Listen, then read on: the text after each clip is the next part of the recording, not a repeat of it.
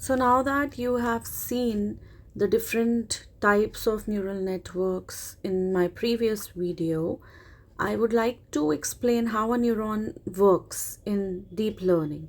So this is the diagram for a biological neuron where we have the nucleus, which is the node, and these are the dendrites which take input, and this input transferred through axon, and these signals, input signals, pass through the axon, and then the dendrites of one neuron can be connected to the axon of another neuron.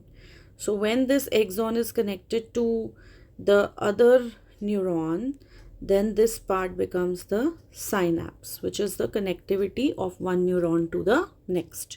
So the dendrites of one neuron can be connected to the axon of another neuron, and these connections are called as synapses, which is the concept that has been used in deep learning.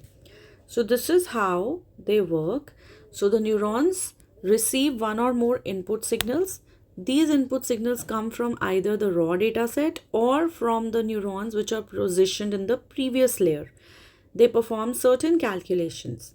After calculations, they generate some output signals to neurons which are deeper into the neural net through the synapse. So output of one neuron goes to the next.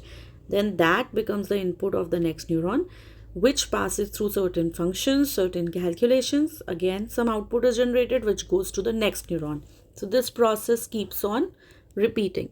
So this is the diagrammatical representation of just one neuron. So this output can become input to another particular set of neuron. Another output of another neuron can become the input of another neuron. All right. So this is how this process will keep on repeating. So let's say these are the inputs, x1, x2, and x3. They will have certain weight associated with it. These weights will be multiplied, and then they pass through some function, and then we get certain output. This output becomes the input of the next neuron, and so on. So looking at the next diagram, the things will be more clear. Look at this. So these are the inputs, x1, x2, so on till xn. These are their associated weight. They are passed through some activation function also, but before that, every input will be multiplied by its corresponding weight, and then it is summed. So sigma xi wi, or we can say sigma xj wj, is the sum. This sum is passed on through an activation function, and then we get some output. So what is the activation function? It calculates the output of the neuron. The output is then passed to the next layer in the neural network through another synapse. And this serves as the broad overview of deep learning neurons.